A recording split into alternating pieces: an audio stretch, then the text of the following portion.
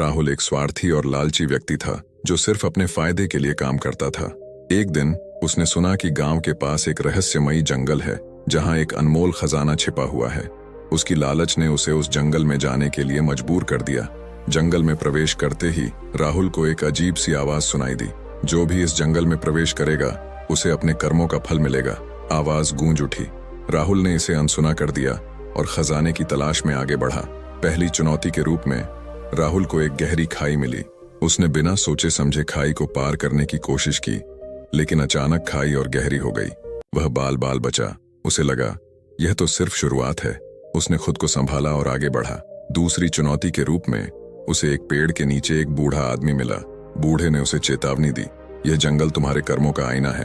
अपने स्वार्थ और लालच को छोड़ दो, वरना बुरा होगा। राहुल ने उसे अनदेखा किया और बोला, मुझे खजाना चाहिए, तुम्हारी बातें नहीं।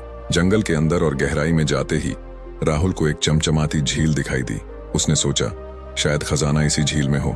जैसे ही उसने झील में कदम रखा, पानी अचानक उबलने लगा। राहुल डर के मारे पीछे हट गया। उसे समझ नहीं आ रहा था कि यह सब क्या हो रहा है। आखिरकार राहुल एक गुफा के पास पहुंचा जहां खजाना छिपा हुआ था। गुफा के दरवाजे पर एक शिला पर लिखा था, जो भी यहां प्रवेश करेगा उसे अपने कर्मों का फल मिलेगा।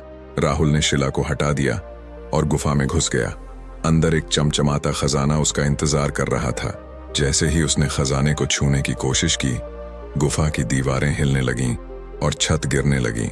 राहुल ने भागने की कोशिश की, लेकिन बाहर निकलते ही उसे बूढ़ा आदमी फिर मिला। बूढ़े ने कहा, तुम्हारे लालच ने तुम्हें इस हाल तक पहुंचाया है। अब तुम्हें अपने कर्मों का फल मिल गया है। राहुल समझ चुका था कि उसकी गलतियों की सजा उसे मिल रही है। उसने बूढ़े से माफी मांगी और कहा, अब मैं अपने कर्म सुधारूंगा और दूसरों की मदद करूंगा।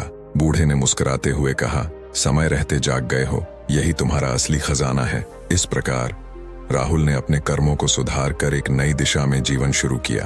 कहानी की सीख, स्वार्थ और लालच हमें अंधकार की ओर ले जाते हैं, जबकि अच्छे कर्म ही सच्ची खुशहाली का मार्ग है।